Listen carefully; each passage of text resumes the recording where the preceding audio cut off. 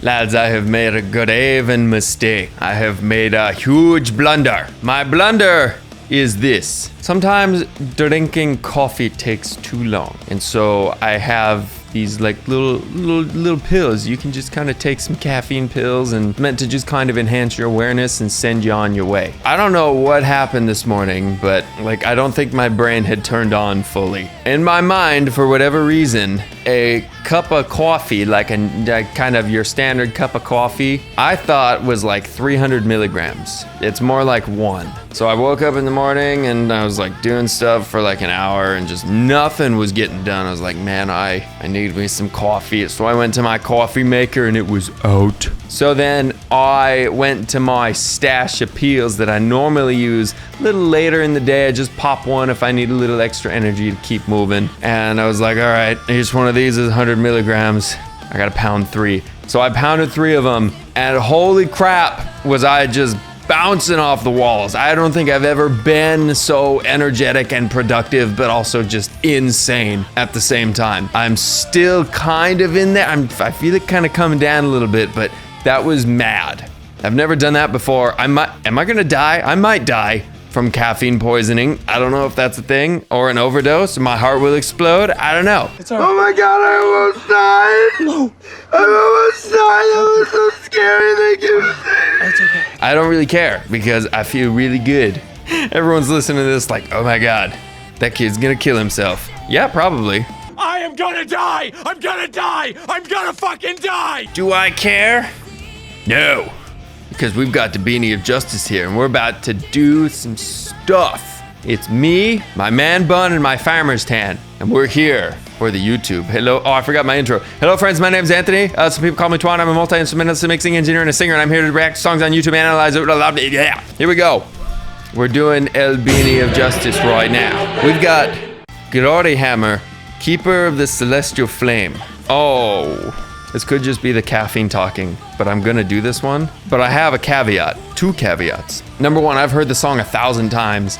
Gloryhammer is one of my favorite bands of all time. Number 2, I'm actually in a band with the drummer of Gloryhammer at the moment. The band is called Power Metal Inc.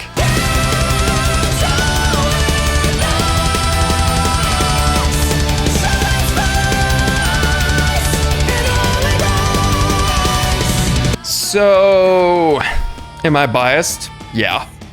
Is it gonna be a legit reaction? No. We could do the deep dive and go way into the song's butthole. If it's blasphemy to reactionary videoists, take it up with management. Let's do this fake. Maybe I'll do fake reactions. I didn't expect that. All right, here we go.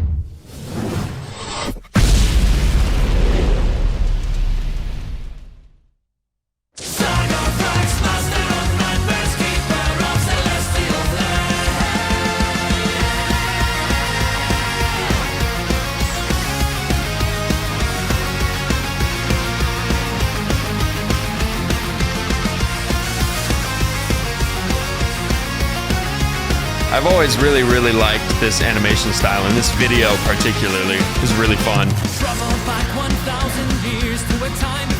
It's so charming, especially when you consider where in the story they are.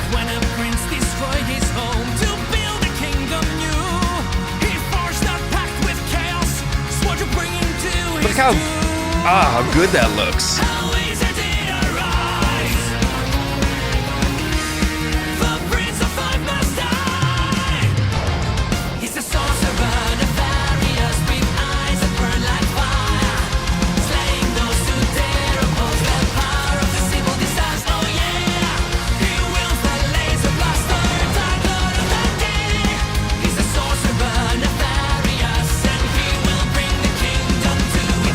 By the way, this song explodes live. The crowd just goes nuts. Zargothrax, master of nightmares, keeper of celestial flame. Sorcerer bound to the darkness, evil lies in his brain. Dark Lord Zargothrax, master of nightmares, keeper of celestial flame. Wizard king, chaos incarnate, Zargothrax. Oh yeah, and we had a key change. Sorry, missed that.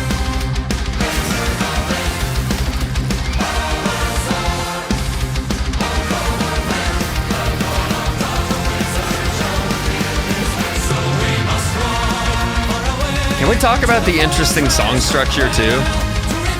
It doesn't follow what you'd expect, which is kind of cool.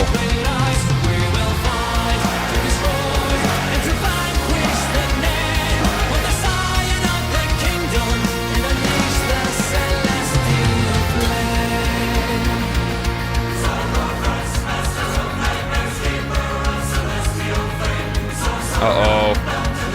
Uh-oh. Get him, Angus.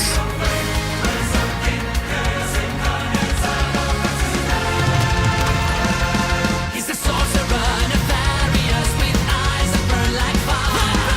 Slaying those who dare. This animation is so good. I know I already said that, but He wields the laser blaster, dark lord of that day. He's the sorcerer, nefarious, and he will bring the kingdom to its knees. and Sozos is killing it.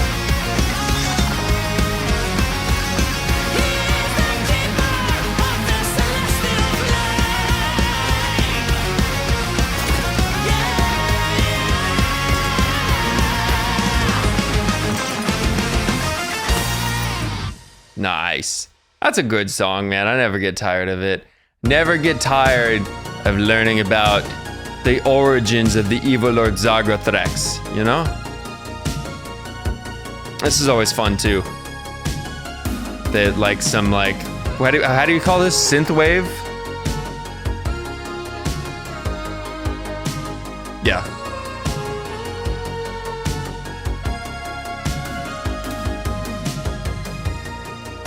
Goblin.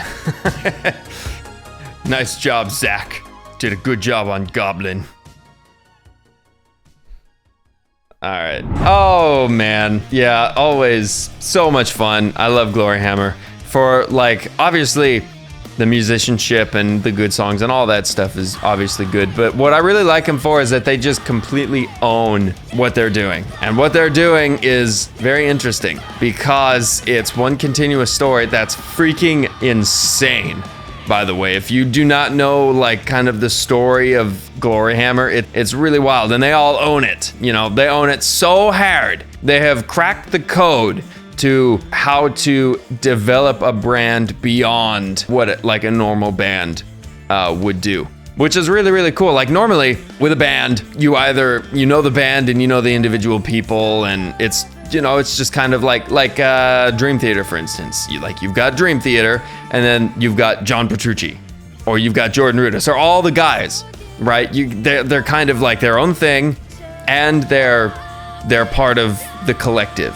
But for whatever reason, Gloryhammer feels different to me. Gloryhammer feels like one and the same, even with their singer change, which honestly didn't bother me at all. And it could be because that they're all playing characters. You know, you've got Sozos Michael, but he's also Angus McFife the second at this point, the third, anyway, yeah. You've got the drummer, Ben Turk, who's actually Ralathor the Hermit, or the commander of the flying submarines, depending on what timeline you're in. Yes, that's legitimate.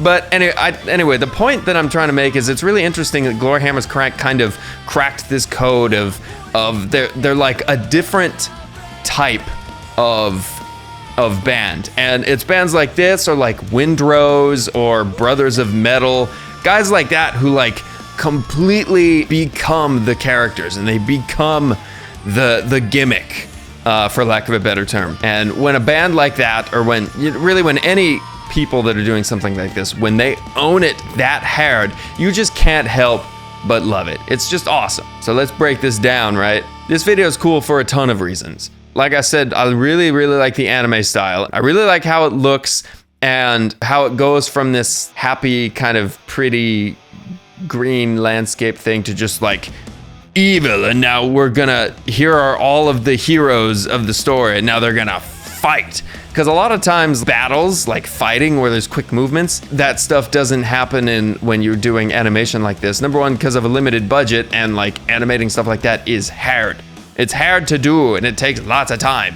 And so the more kind of fighting that goes on in a video like that, the more impressive it is.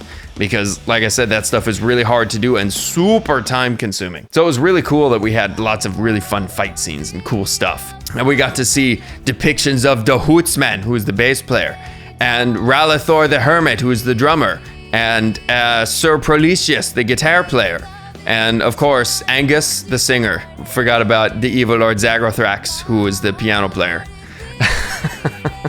So yeah, it was really cool to see that kind of everyone come together and fight each other finally. What's also interesting about this song specifically is where it sits in the story. So this goes all the way back. This is album number 4 in the Gloryhammer story, and we've just now learned the origins of the evil Lord Zargothrax and why he's such an asshole. It's one of those things where if you know nothing about the band, you can come in, listen to the song, and you can be down with the song. You're not missing anything.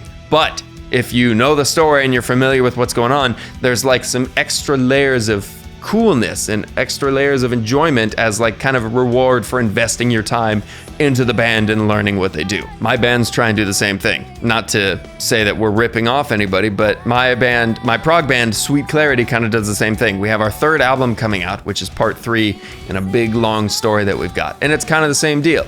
You write all the songs to be standalone songs, but if people know the story, you know, you can kind of build some extra depth into it, and you just kind of reward the listener for investing into it. The actual song itself, and then we'll get to the people, but the song is interesting because I can't remember where I heard this, whether, I don't know if I was talking to Ben, the drummer, or if maybe it was an interview that he gave or something. I can't remember, but I feel like I was talking to Ben about this song, and he was talking about how they were trying to, or they had like come up with an idea for a song that had 2 choruses. If you listen to the structure of the song, it has 2 choruses. You have the kind of the first chorus, which starts the song, the Zargothrax, master of nightmares, keeper of, you know, that part. But then you also have he's a sorcerer, nefarious with eyes that burn like fire. You have that part too. They're both choruses, and they're both interspersed throughout. I think there's 2 of each one, maybe 3 of each one. It's a really, really interesting song structure, and it kind of moves around, but I think it gets away with it because there's 2 layers of familiarity, right? Because they do like their first verse, which was that like travel back 1,000 years to a time before Dundee, you know, and that part. But then the second verse is like that key change, and we must ride far away to the fortress of Craig. It's different. And like a lot of times, like you try not to do that because you kind of can lose the listener if you go in too many different directions and there's nothing familiar. But the point is, I think they can get away with that because they have 2 choruses, 2 things that pop up in different places. Really, honestly, like until Ben mentioned that to me, I didn't even realize there were 2 choruses. So what's cool about it is there is that familiarity in 2 different places, but you really don't notice that, right? You can just like, oh, you know, you can pick up on the repeated part and there it is, right? Because like, let's be honest, when you're listening to a song, it's kind of the repeated parts that you remember first, which is why they're super important. And so I think it's really interesting to do 2 different choruses in the same song. It's really interesting idea. But yeah, what's really interesting about this specific song, not only does it go back in time to learn about the evil Lord Zargothrax, but you're seeing kind of, I won't give it away in case you do not know. I don't know why you would not know. You're watching an analysis video on the song. But if you do not know, this is like near the finale, and so there's like some really cool things happening that kind of pertain to the final song. And the final like climax song on this album is freaking sweet too.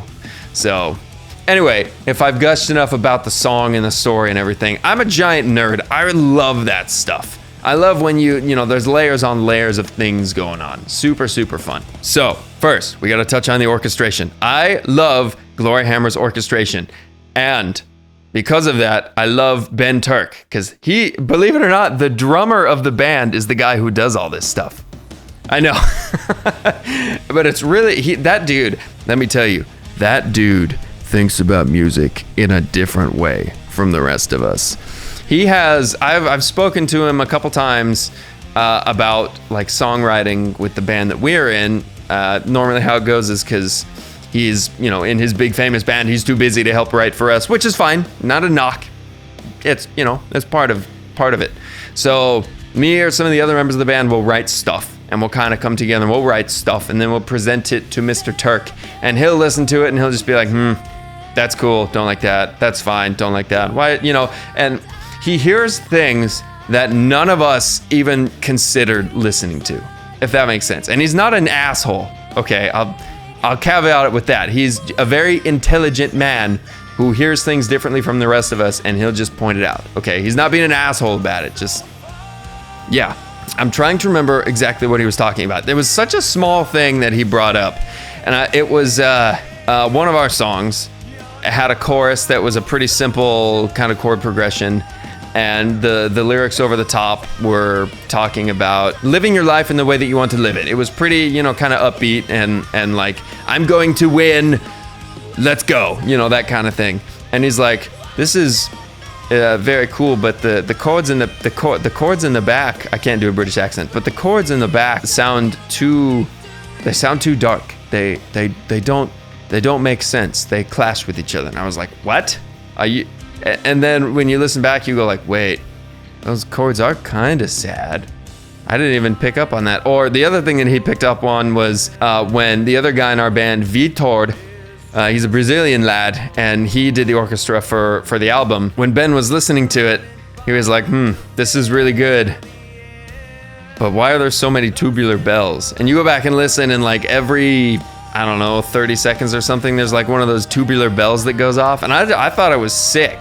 But then after listening back, I'm like, oh, maybe it is a little too much. That's just, it's really interesting how this man listens to music. And so there's a reason that his orchestrations are so good, is because everything is done with such meticulous detail, and there's purpose behind every single note and every single hit that goes into this thing. And it's super, super, super cool. If you have a chance to talk to these genius people, just like try and just set them off and let them speak, because there's so much genius in the things that they say. It's madness. It's really, really insane. Talking about the actual playing, there was no guitar solo in this song, which is sad, but the guy who plays guitar, he's really good, really, really consistent, super clean player. Even like with that, like that main,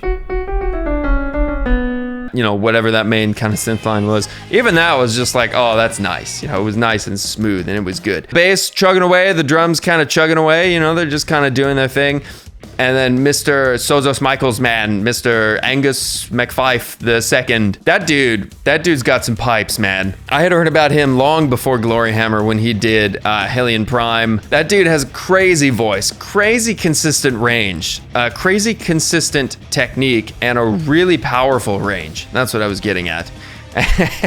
and seeing him live too, he sounds just like that. It's really, really cool. This dude is insane. This dude is mad. So, I mean, what more can you say about it? He had some nice high notes. He had some nice crispy, like mid notes. Everything was nicely supported. I can't say much more than it was very good. Okay, I think I've picked that part enough. Hopefully, even though I've committed treason and done a reaction analysis video to a song I've already seen a bunch of times and basically memorized at this point, I hope it was at least kind of worth it. I had some knowledge bombs to drop and some insider information that not most people have, so that's kind of cool. If you enjoyed some of the things that I just randomly said, you can subscribe below. I do covers of my own on this channel. They're one-man bands, so I'll play the drums, the guitar, the bass, the vocals, the pianos. I'll mix and master and shoot the video right here in this space all by myself with nobody else, because I have no friends. And I sing for two bands, play guitar in a third. One of those two bands is the one that Ralathor is the drummer for. So if you want to check that out, you can do so from the description below. Thanks everybody once again for sticking around to the end. I really do appreciate it, by the way, especially these lengthy, stupid rants that I feel like I get into. So if you're here, just know I see you and I appreciate you. And with that said, get out.